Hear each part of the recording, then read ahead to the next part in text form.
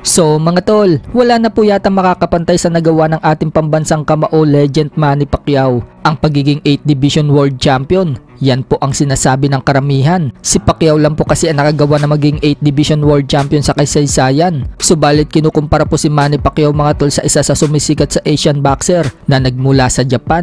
At yan po ay walang iba kundi si The Monster Naoya Inoue. Bagamat 4th Division World Champion pa lang si Inoue, sinasabi na ito daw ang tatapat o lalampas sa nagawa ng ating pambansang kamao. Dahil daw sa angkin na itong lakas, bilis at wala pang talo hanggang ngayon. Mukhang ito na daw ang tatapat sa nagawa ni Manny Pacquiao, ang maging 8th Division World Champion.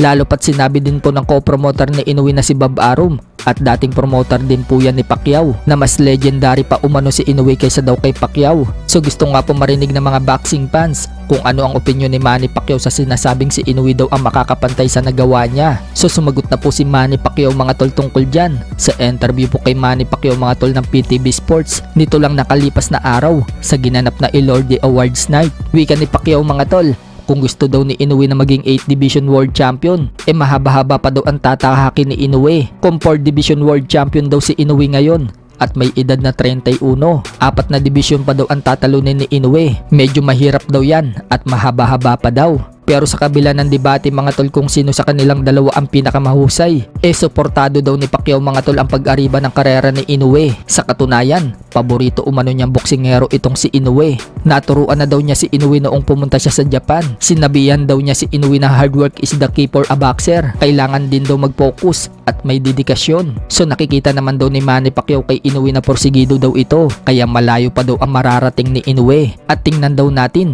kung magagawa daw ni Inoue na maging 8th Division World Champion. Samantala, may niluluto din umano si Manny Pacquiao na posibilidad na pagbabalik niya sa ibabaw ng ring. Sa katunayan daw mga tol, kakakuha lang daw ni Manny Pacquiao ng boxing license sa Nevada, USA.